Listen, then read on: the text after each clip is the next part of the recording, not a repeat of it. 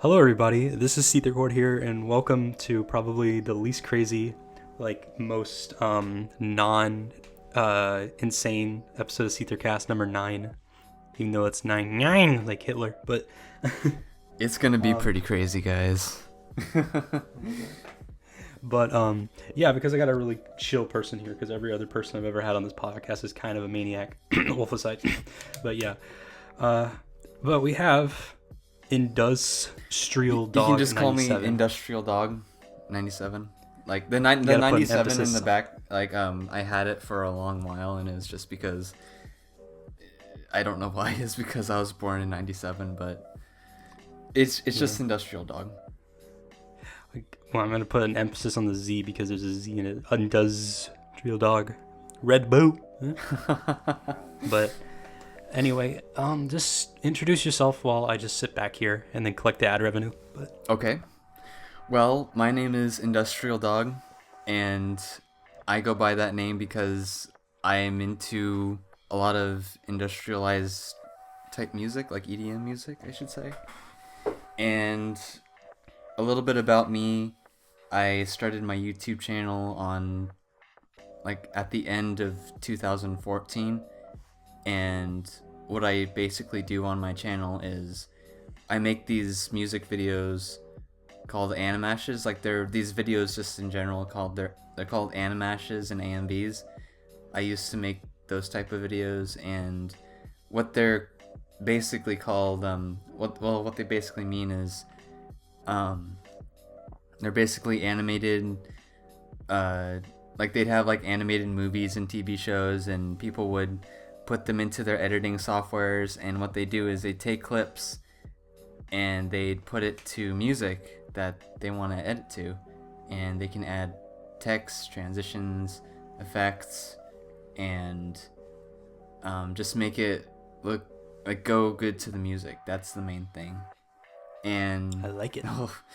yeah, it's when I first saw when I first got onto YouTube, that was one of the main things. I was looking up Balto and the Lion King clips and stuff, and then all of a sudden I saw in my recommended videos these music videos that I just have I think they're back in 2008 or something, and I watched those and I was like, these are pretty cool, they're pretty neat. And as I kept on watching more and more of them, I saw these things pop up in my recommended, and they were Animash, Telephone, or United States of Pop, something like that, something crazy like that. And they had the thumbnail was just really colorful, and it looked super trippy, and I was like, what is this? And I clicked on it, and I was mind blown. I was like, wow, I want to do something like that. Are they the main question I've always had about Animash videos or something like that, are they kind of, I don't know if you're aware of them, but are they those fan tribute videos that are on Instagram a lot? Fan tribute videos I don't know what you're talking about. A lot of them are on Vine. I'm not on Instagram. A lot of them are on so... Vine too. Think of it this way, or most, I think they're not necessarily just for that, but there's also tribute videos in general. You see I remember I saw one with Markiplier fan tribute where it's I know what you're talking 10 seconds about of now. stock footage of him talking, or clips from his videos. Yeah. Put in the color filter, put in some pop music or so, move around the image or the video a little bit. Yeah, it's basically something like that. Anything that you like, that right there is called multi-fandom. If people want to use live action and stuff, they can add that in basically any type of media, from animated music video, animated movies from Disney, DreamWorks, or a live action movie that they like Deadpool, or any of the Avenger movies. They can add that in, and anything really at all, and that would be considered the multi-fandom aspect of the type of genre that is what I do, what I used to do. But steering off of that a little bit, I used to do a lot of that, but it's over the years it's gone less. My motivation for Animash, and also AMVs, which stands for animated music videos, which can be it's more specific towards instead of having a bunch of movies like mixed, like mashed together, as you would say, like for example, like the Fox and the Hound, and you'd have Balto and then Spirit or something like that. That's what an Animash is. Like that's like animated movies mashed together. An AMV is specific to one certain show or one certain Anime. movie, and they kind of do a tribute to that. So, yeah. If it's okay to mention, like I always remembered that like anime or AMVs were like something that you would see a lot on YouTube back in like 2007 or something. I don't see, I still see them from time to time, but they're not as prevalent as they were back when I first used YouTube, back when I was like 10 years old. Yeah, the back in 2007 or 2008, it really started with just Windows Movie Maker, which had like minimal effects and stuff like you could do. But as time went on, and like as technology and software developed, and you got Sony Vegas, you had Final Cut Pro, After Effects, and you could do some really cool stuff with manipulating like the images and colors, and what you can just do with the clips, and also the transitions too. But as I got into it more, the more I realized that the community, the Animash community, has gone down a little bit. Like it's not as active as it is, and what is active is not really that good. Like, is it necessarily a still predominant community on YouTube? it shrank a little bit, but Okay, as a whole, it's still a community, but it's not as strong as it used to be. See, okay, think of how many subs is the most subscribed YouTube channel that focuses specifically on Animash that you can think of? Oh, that's easy. That's like, oh my god, probably like at the most I've seen 90,000. I see. Like right, maybe hitting 100,000, but that would be stretching a lot. Got you. That, yeah. So it's like it's not furry popular. fandom It's on not. YouTube. It's like borderline furry Semi fandom. like popular. In terms of size, like there's only like maybe 2 furry YouTubers that have like 100K subs or so, like which shows that there's not really. Yeah, it's like an underground into sub community of the furry fandom. Has the Animash community ever gotten any criticism for how they made it, like by YouTube as a whole, like any non-Animash YouTubers criticizing it? I guess the best they could see is they would be like, oh, it's the like to rinse and repeat of a formula for videos or something.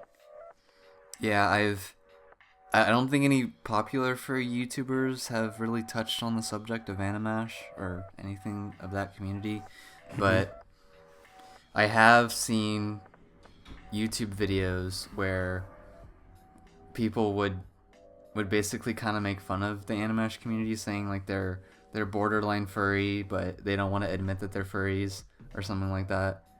And people really just do they want to keep it low key. It's like for how should I say it? It's like low key like the Recolor Fandom, if you know what I mean. The Recolor Fandom. Oh, you're talking about how like in the day AMVs would use a lot of that like rainbow color effects. Yeah, or like even like still images of like cartoon animals or something like that are like copyrighted by Disney and DreamWorks and trademarked by Sony or something like that, and they'd basically make their own characters out of the line art from another character, but just I see. It's really kind of weird, and I'm not into that side of the fandom at all, really. I still like the aesthetic of Animash, but the community I want to kind of move away from. I understand. Is it Is the Animash community, like, what kind of media is it usually focusing it around? Is it around, like, mostly Disney stuff, or is it also, like, anything else, like It's anime or something? it's mostly, well, back in the days in 2012 to 2000, no 2010 to 2015, I believe. It was really heavily on. It was heavily based around Disney, DreamWorks, like How to Train Your Dragon was a thing. Like they had that in there, and then That was a good movie. oh, it's an awesome movie. I like the series, and as a whole, it it really didn't get into a lot of anime because it was like a whole, like that's where you had like AMVs and stuff. Like AMVs were mostly animated music videos, and with like animated music videos with mostly anime shows or movies, and it wouldn't really go into Disney and like all that stuff. But so that's why it had like the own subculture, which was Animash. But nowadays, people are mixing anime with Animash, like with Disney, like animals and stuff. And I'm not. And some people do it really, really well, and I think it's pretty cool. Good. Mm-hmm. Good. Yeah, I see. Is it? Would you say that Animash is something that requires a lot of heavy editing, or like I know everyone has their own style of editing. Some of it takes longer, some of it takes less time.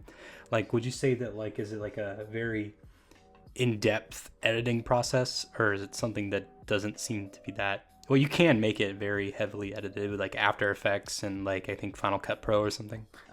Yes. It really does depend on the person and what they see in the, like, for example, like it's all in the eye of the beholder. Like because people can really do really well with just using raw clips of a movie, like movies, to go along with music videos, or like to go along with music or songs or anything like that. It can work really, really well. And sometimes songs can be a little bit more, have a lot more things going on. It can be more upbeat. It could have a lot more energy. And so it would be nice to see some more colors, like changing, some more, like people do More maskings, vibrancy. these things called maskings, where they basically crop out frame by frame of a character, and then it would be like behind a green screen, and they'd chroma key the green screen, and then they'd manipulate that character any way that they can. It's you can do numerous things with Animash. Cool. If I could ask, at what point would you say Animash was at its peak? Because, like, you said that, like, it's not really a relevant thing as it used to be. Like, was it ever really at its peak where it was, like, a lot of, like, YouTube as a whole, or a lot of the community online, or even most places online that involve social media? Like, you think that, was there a point where Animash was, like, the big thing to do? It was probably going to be around 2012 to 2014. Was really big, especially when especially with this person named Lyra Wolf. They don't do Animash anymore. They do fursuiting videos, and they do vlogs and everything like that, but their editing was just out of this world. And See? they were like that's one of my they were one of my inspirations when it came to editing and stuff. And I used to talk to other people, and I'd show them videos, and they'd be like, "Oh my god, this is really cool," and "What is this?" And I told them, like, "Oh, it's Animash Fandom," and they're like, "Oh, like that sounds really cool. I'll watch more of it." And that's basically like right after Lara Wolf stopped really doing, like, she hasn't been as active with the Animashes. Like the whole community kind of just went downhill in more ways than one, I should say. Like not only the videos themselves, but also some of the people that were in Animash were just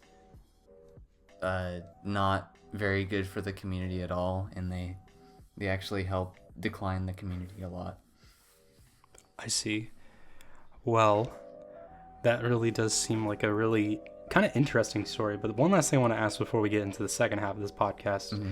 What really makes it different from the AMVs of like early stage YouTube back when the site first was big? Like, what makes it different from anime music videos? Because they do tend to have a lot of similar aspects to each other. I have to agree on that. And what I'd have to say about how it changes from like the old school AMVs from like, for example, 2008 or something, compared to nowadays. If someone really did take the time and effort to really make something unique, like something to make something unique and like something fun that they want to do and like put all their energy into it, I guess it would have to be the amount of detail that goes into the video nowadays. It has a lot more subtle things going on, like they'd cut out characters and they'd manipulate them in like certain situations with like another character or like another background or something that can make something really, really beautiful with the colors, and they can add attention to the eyes. They can maybe change the eye color or I see. make freckles or hair or any of that stuff, but I'm not really into that personally. But when people do it, they do a pretty good job of doing it. It's good. And it makes sense, like how it's like more better with Animash than AMB, and not because of like just simply because of like it being Animash and not because it's anime related. It's just because it's later on in the future with Animash and when more technology is available for editing in film. Mm-hmm. So yeah, I think that like back when AMVs were the thing, people were mostly just using the YouTube editor provided by the website. Yeah, it pretty much. But I think people still do that. Like, I should try making an entire video. Oh my God. Sorry if I'm interrupting, but I should try to make for a challenge. I should try to make an entire video using the YouTube provided editor. That would be an interesting experience. That would be pretty interesting. I definitely would watch it. Thank you. But do you want to get into the second half of this?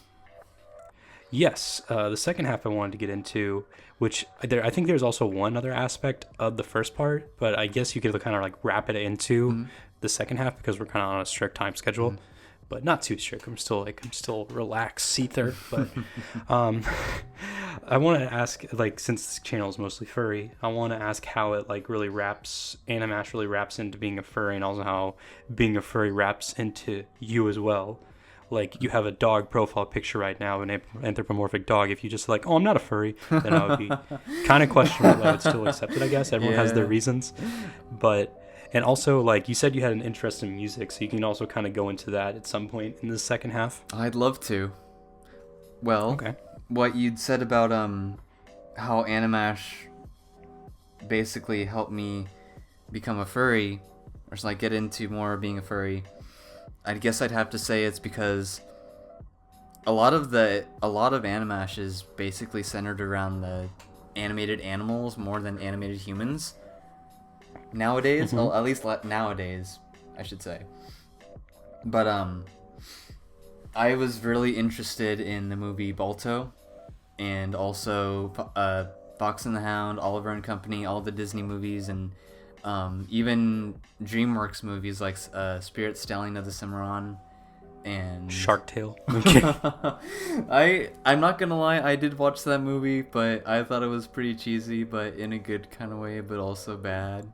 I was like, oh. You kind of gave me an idea to go on Fur Affinity and look up, and you got me an idea to look up Shark Tale on Fur Affinity, and now I think that I'm probably gonna regret it if I do that after we record this. Yeah, that's a good image to put in my head right there.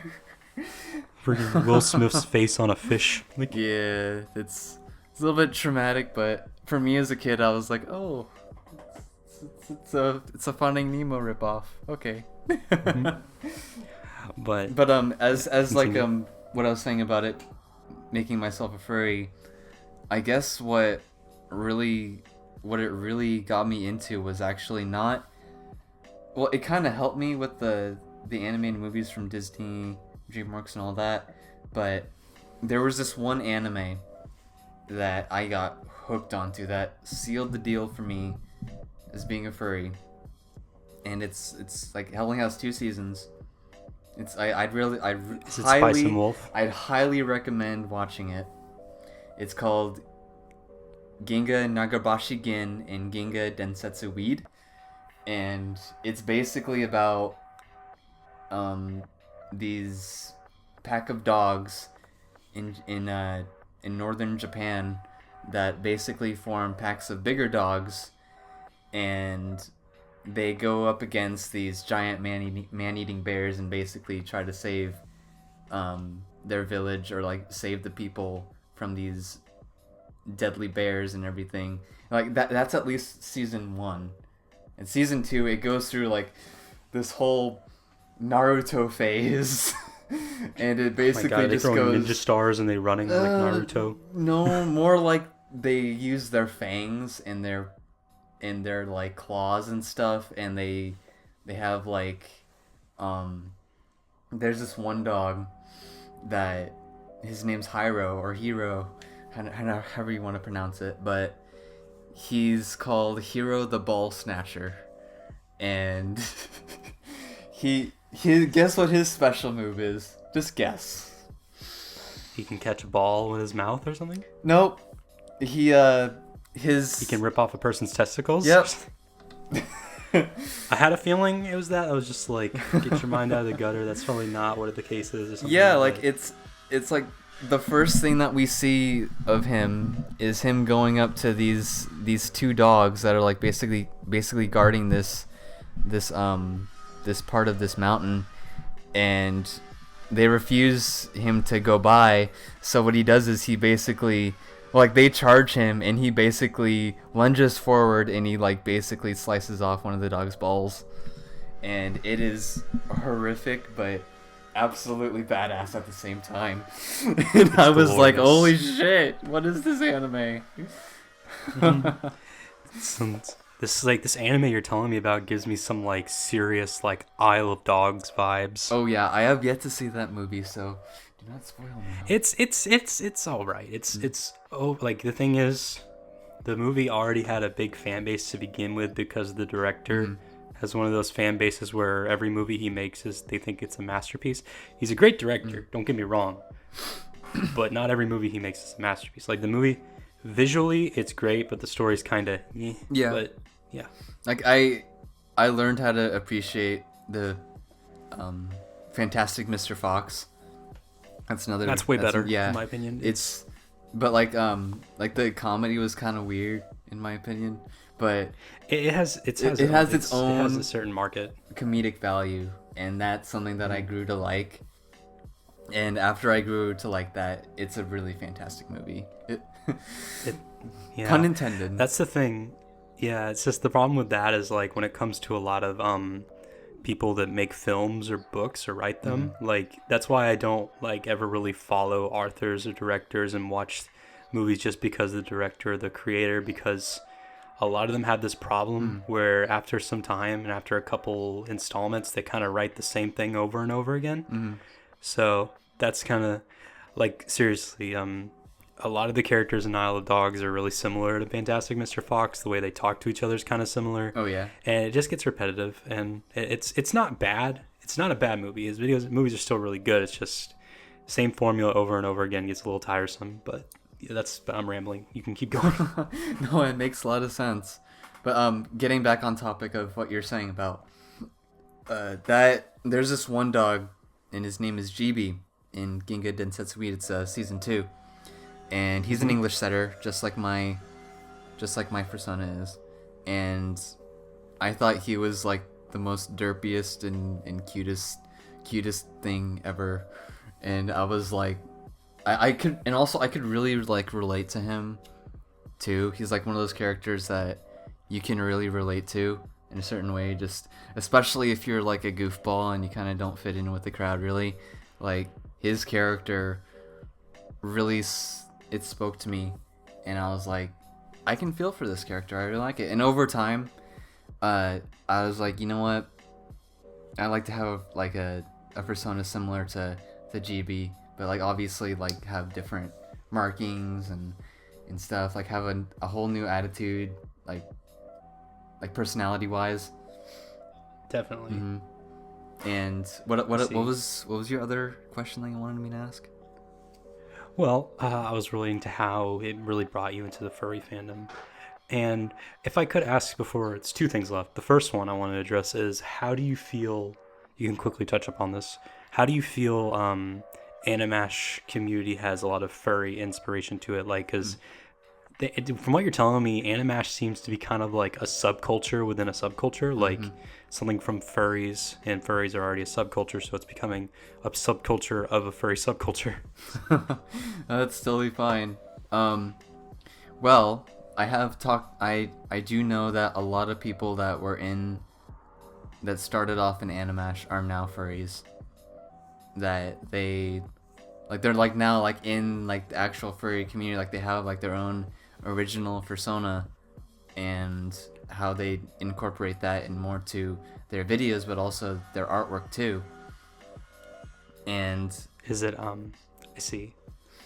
But really all that it comes down to is when you've been a fan of animated anthropomorphic animals or anything really, you're obviously gonna find the furry community in some way.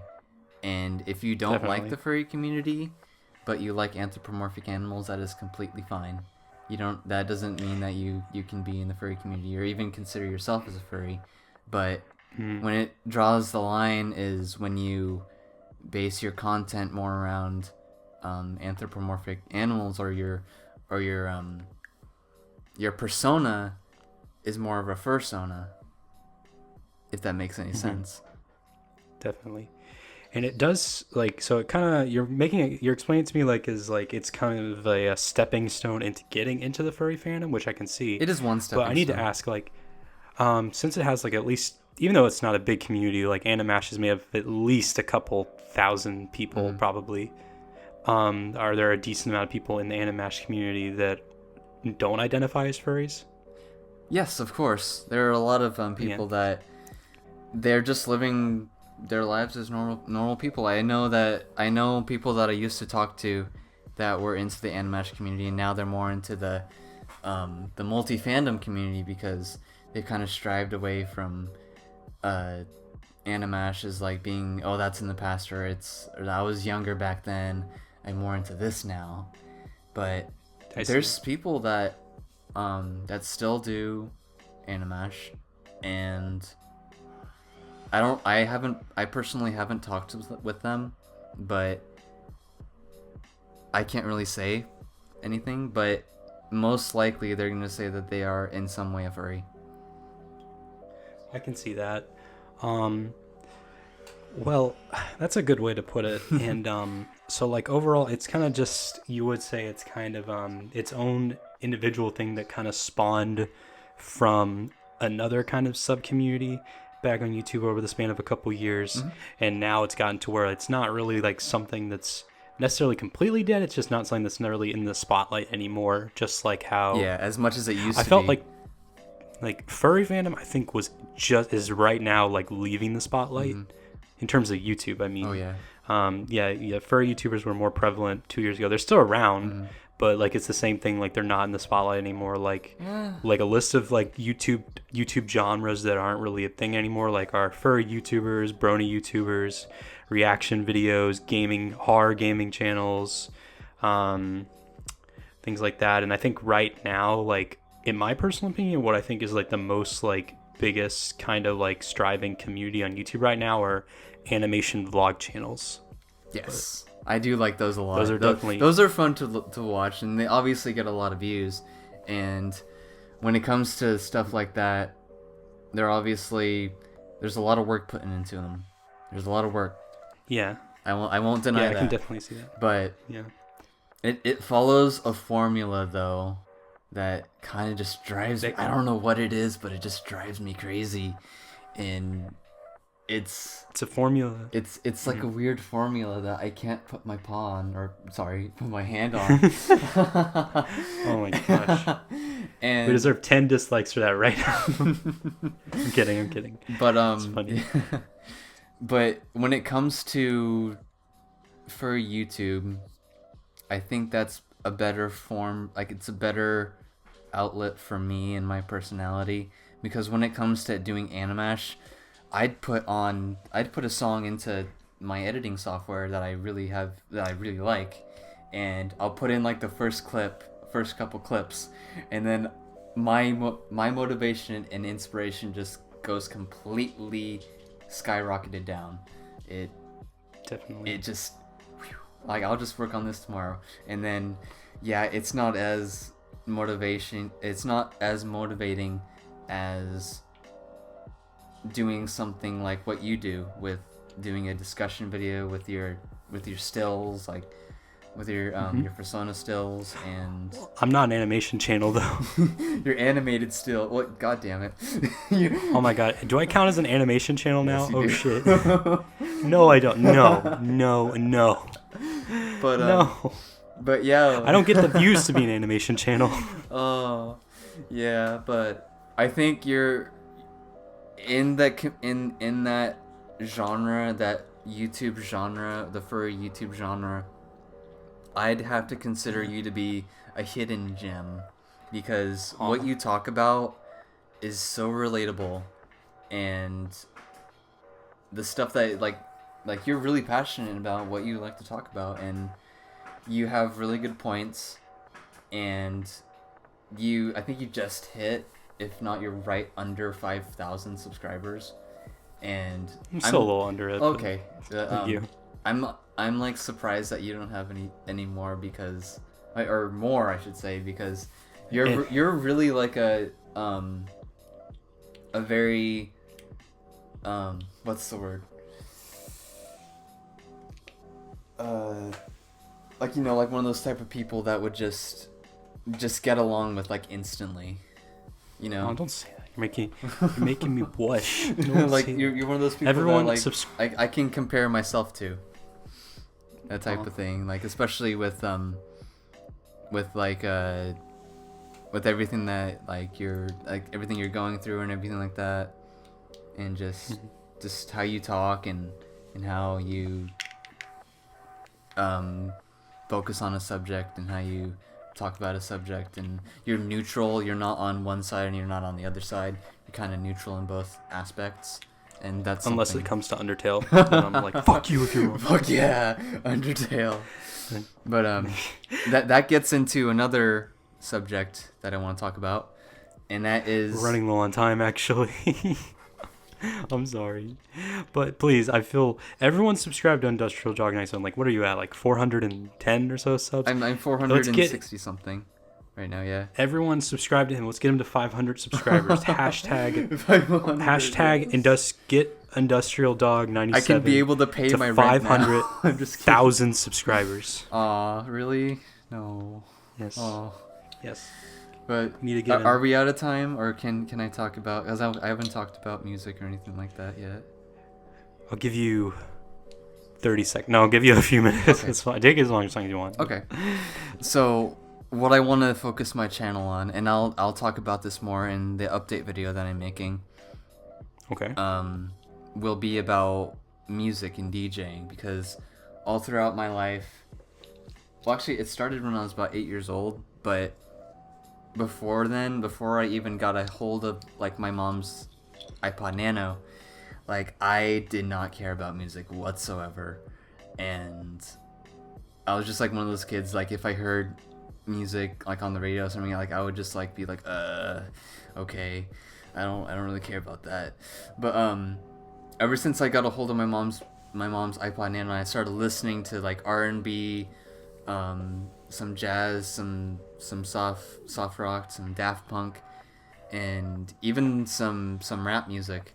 That opened my mind up to like, hey, music's actually pretty good. And as I kept on listening to music and stuff, I got into Michael Jackson, sort of binge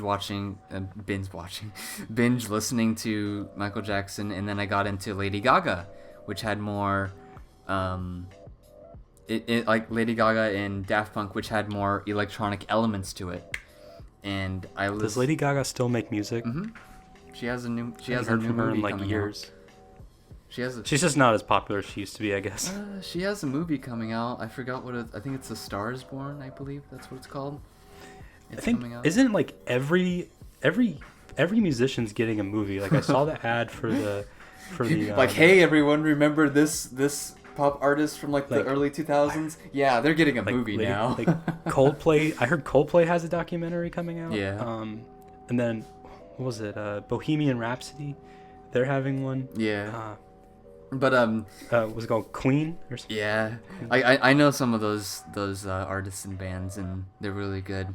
But as I kept on listening to more, I started leaning more towards electronic music, because I heard, like, especially in Lady Gaga's The Edge of Glory. No, it was Born This Way. It was her album Born This Way. It had a lot of really type rave music and like EDM type elements to her music, and I was like, what is this? This is actually really cool. I dig it.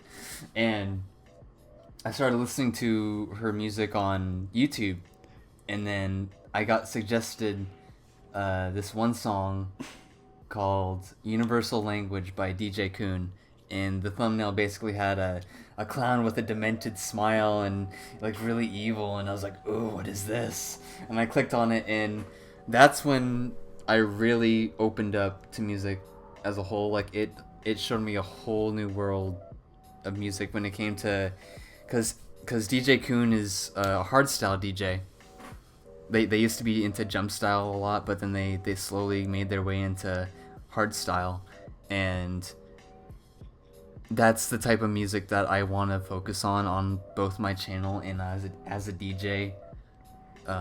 Go for it, dude. And that, like, hard dance music, such as hardstyle, hardcore, jump style, subground, hard trance, psytrance. Like, I could go on, but that would be just me rambling. But go for it. I will support it. I'm probably gonna make videos discussing about how this one favorite artist of mine, for example, maybe Daniel Mondello. He's a really cool hardstyle producer, and I would like to focus on maybe his origins of how he used to be in these scratching competitions, like these world class DJ scratching and mixing championships back in like the 1990s, and how you mean when you go like wicka, wicka, wicka. I have my thing right here, so it's not on right now, but I could.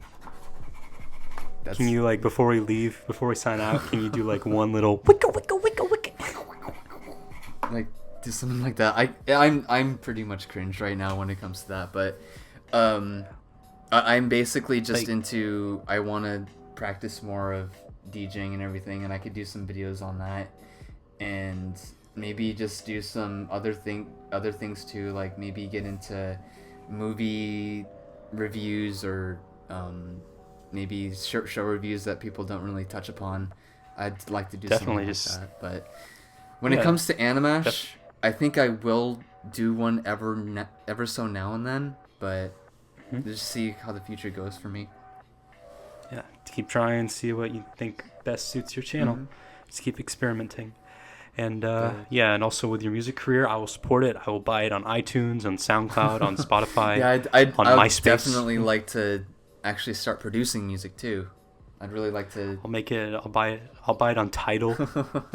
I'll do something like what Verplex does. Like, if you guys don't know who Verplex is, definitely check them out.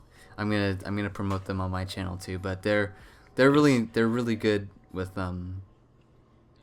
music making, and I think I might do something like that, but more on the hard dance music type genre, because like they make dubstep, and it's not really as my type of music is, but I'll try to do something like that. Like I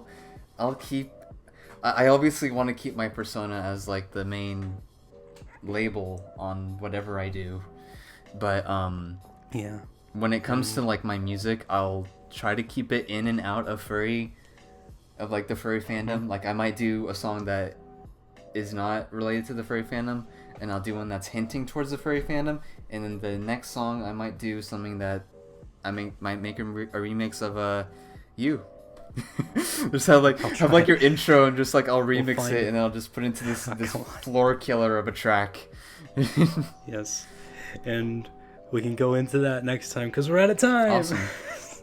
All right. Yes. Are you sure? Can we close out on you full blowing max your speakers and doing the wicka wicka wicka? Sure. Why not? And I have a Twitter too. Like, it's under @SillySetter. You can follow me there if you guys want. Follow his social media. Anything besides? Okay. I'll update. YouTube, I'll Twitter. update my YouTube too when I get the chance. There'll be a link to everything in the description of this video too. Anything else besides YouTube and Twitter? YouTube, Twitter. I have a Steam, but I barely use Steam, so Play Undertale with him. If you guys want to just talk to me or anything, if you have any ideas of what you want, then I also have a Discord too. Message him there. Yep. But get that too. You could. I don't know if you could send links for my Discord or anything like that on. Oh yeah, like a join the group key. I can get that. Okay. But anything like that, also, just hit me up if you want to talk about anything or have any ideas of what you want to see me do, then definitely I'd totally be up for it, and I'd have it in mind. So that's basically it. What I want to talk about. Yep. So definitely check out InduztrialDog 97. Or I know you like to be Induztrial, but I'm too perfectionist with. I'm too literal. I'm sorry. Got to go what comes on the paper or the screen. But yes. Also subscribe to him. Thank you so much for all your nice words. I feel guilty now. If you guys don't get him to 500 subs in 24 hours of this video, I'm going to cry. Hashtag sub for sub Induztrial. No, just subscribe.